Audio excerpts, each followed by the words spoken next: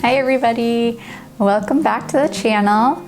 In today's video, we're going to be answering one of the most common questions for new parents who are just starting out on their breastfeeding or lactation journey. And that is my baby drinking enough milk? Or how do I know if my baby's getting enough to eat? So stay tuned to the end of the video so you can learn several ways to tell if your baby is getting enough. And we'll also talk about some of the warning signs that you might pick up on if your baby isn't getting enough milk and what to do about it. My name is Kassi Reyes. I am a registered nurse and a board-certified lactation consultant.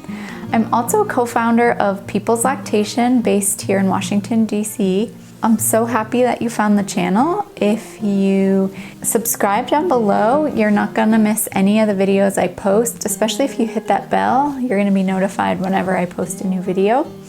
So welcome to the community, and I'm so happy that you're here. So the first thing we're gonna talk about are the first 1 to 5 days, and what are the ways that in those first days you can tell if your baby's getting enough to eat. So day 1, we've talked about this in other videos, but as a refresher, the first milk that you get is called colostrum. The colostrum is thick and sticky, and it is the first milk that's so concentrated in antibodies, in all the nutrition that your baby needs. It looks like small amounts, but your baby's stomach is teeny tiny on day 1, and they don't need more than that initial colostrum to sustain them. Your baby is probably going to be very sleepy on the first day of life, but after that, we expect your baby to eat pretty frequently, every probably 8 to 12 times in a 24-hour period. And it's all that frequent feeding and stimulation to your nipple that helps bring in the milk. The milk over the first few days is going to transition from colostrum to transitional milk, which is still kind of thicker than mature milk in smaller quantities, but more than what the colostrum was. And around day 3 to 5 after delivery is when your mature milk will start to come in. So how can we tell throughout that transition whether or not your baby is getting enough to eat? The two main things that we look at early on are the diapers that your baby's having, so wet and dirty diapers, and what your baby's weight is doing. And I guess the third thing that we're going to look at is what's your baby doing and how is your baby acting. So on day 1, what we want to see for output is 1 pee and 1 poop. And as your baby advances through the first 5 days of life, the pee and poop minimums that we're expecting to see are going to coincide with the day of life that your baby's on.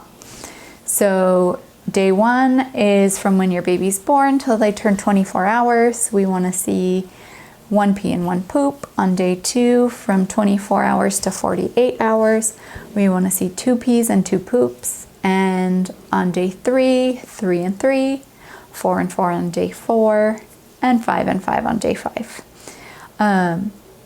Around day 5 or 6, your baby should be having a minimum of 6 pees and 6 poops, and it tends to level off around there, but some babies will actually pee and poop after every single feeding, and that is totally normal and actually a really good sign.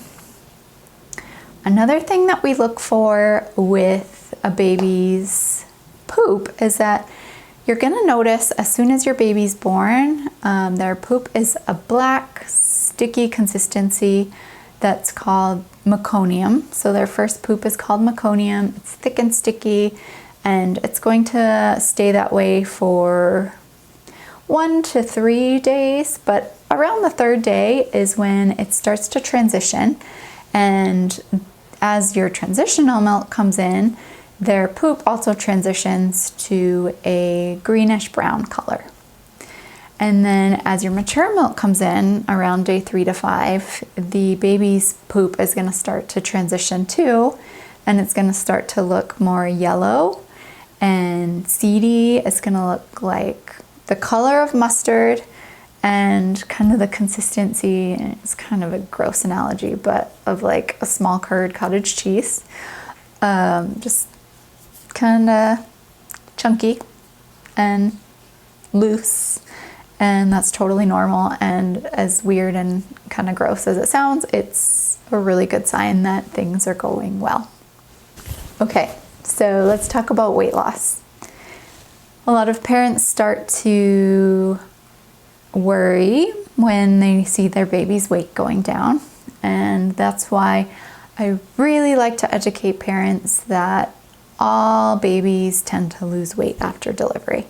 Babies are born pretty waterlogged. They were living in a watery environment inside the uterus, and they may have received extra fluids from you because you maybe received lots of fluids if you had a long labor or if you had a cesarean delivery. So babies tend to pee and poop, cough up amniotic fluid. They'll be spitty the first day and clear out lots of fluid. And in the first 24 hours, babies are getting that fluid off of them and they lose some weight. We like to see them lose less than 5% in the first 24 hours and less than 10% total. But we also take it on a case-to-case basis. So if your baby has lost on the higher end of those numbers and you're worried, just have a lactation consultant check out how feeding is going, especially if you're in the hospital and your hospital has lactation available. Because sometimes if you feel like things are going well and your lactation consultant is able to observe that maybe your milk is coming in and your baby is latching well and swallowing during feeding and has great output, or maybe has had more than expected output or more than the minimum output that we would want to see, there may be nothing to worry about just because your baby lost a little bit more than 5% in the first 24 hours. So we take all the factors into consideration, okay? Not just how much weight the baby lost. Did you already have your baby and there were concerns about your baby's weight loss? Share your experience down below and let us know what was done about any concerns about your baby's weight loss, or if you had to do anything at all, or if you were able to just keep on breastfeeding. Just share your stories down below. We'd love to hear them. All right, and let's flip the coin and talk about weight gain. So we said that babies tend to lose a little bit of weight. We do expect that babies by 2 weeks will have regained their birth weight, and hopefully a baby should regain their birth weight before they reach their 2-week visit with the pediatrician. And as long as your baby is back up to birth weight at 2 weeks, we consider this a great sign. And then your baby should consistently continue gaining weight throughout the first 6 months. So the numbers that your pediatrician is going to be looking for, more or less, is that each week your baby should gain from 5.5 to 8.5 ounces per week. This is really through months 1 through 4, but some sources say the first 6 months that babies should gain the 5.5 to 8.5 ounces per week. So if you're seeing your baby have steady weight gain and the pees and poops are staying up to that about 5 or 6 times a day, and they're just like on a regular pattern with their stools and voids, and even if they're peeing and pooping after most feeds, it's all a great sign. All right, so we've talked about output, we've talked about weight loss and weight gain. The major thing that's even more important, I think it's more important. Those other things give us information. But what's really important is to look at what your baby's doing. So how is your baby acting before feeds, during feeds, between feeds? Your baby, when they're awake, should be alert and active. Your baby should get on for a feeding and feed consistently.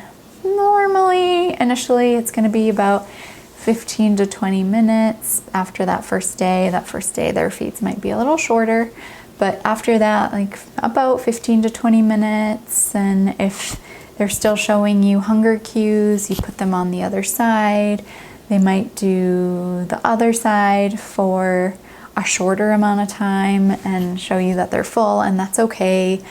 You would start on that side at the next feeding. You always rotate which side you're starting on. How should your baby act during the feed? During the feed, your baby should be pretty active. So we don't want to see a baby who's super low energy during feeds, who is getting on and starting out but falling asleep quickly during the feeding. And we also don't want feeds to take too much time. So if babies are feeding for more than like 40 minutes and then they come off and they're still not seeming satisfied and you're still seeing hunger cues, like their hands are up near their face and they're sucking on their hands, or they're like sticking out their tongue or rooting around still looking for more, then it could be a sign that your baby's not getting enough. On the other hand, if your baby is active and the jaw is moving and you're hearing and seeing swallows, once your milk's in,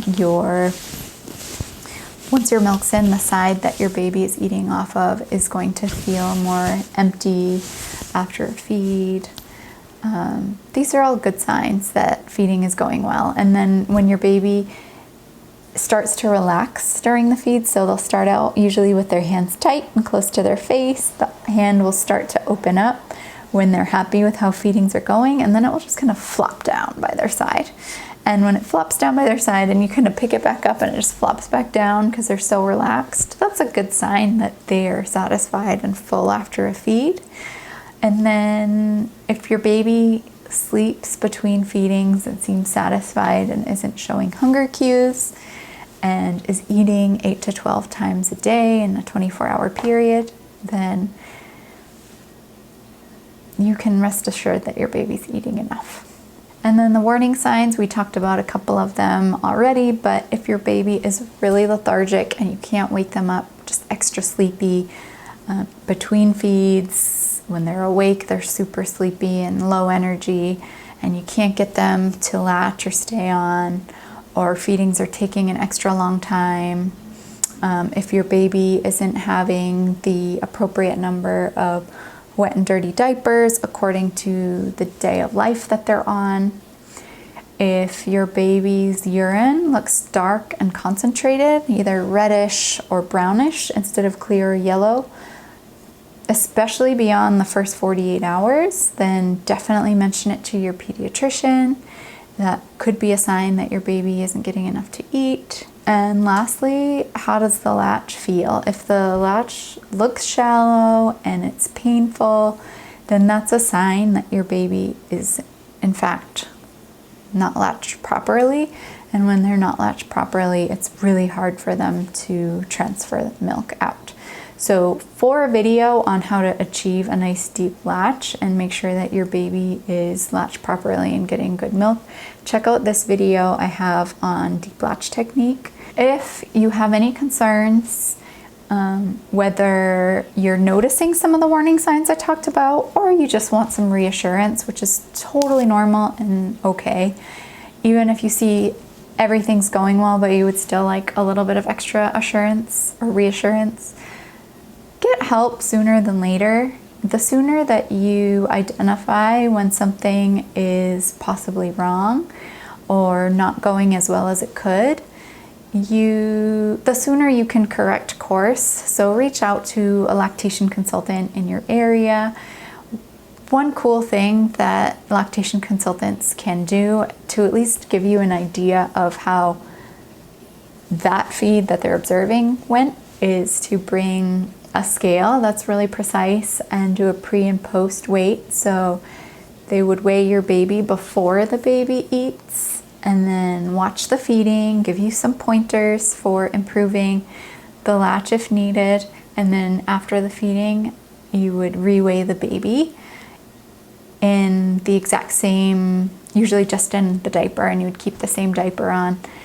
And that way you can get an idea of how much milk was transferred from parent to baby during the feeding. And then they can help you problem solve if it seems that your baby does need a little bit more milk at the feedings, how to get that extra milk to your baby through some expression or supplementation if needed, and how to up your supply if needed, or just enhance your supply as needed, or protect the supply that you have while you're baby and you are figuring out the process. So don't be afraid if you're noticing any of these warning signs, or if you just need some reassurance, to reach out to a lactation consultant. It can be really hard to, or almost impossible really, to know how much milk your baby is actually transferring in each feed, because you're not measuring the milliliters in a bottle. So the best way is to just watch your baby and follow some of the tips that we talked about in this video. If you guys have any questions, please post them down below. Thanks for stopping by, and remember to give the video a like and subscribe to the channel. Actually, I think it's over on this side. Subscribe to the channel. Hit the bell so you're notified each week when I post a new video. I'm doing my best to post videos each week on Thursdays. So I'm so happy that you're here. If you need any support and you're local, reach out to People's Lactation. We also offer virtual visits, and I will see you all next week. Thanks for being here. Talk to you soon. Bye.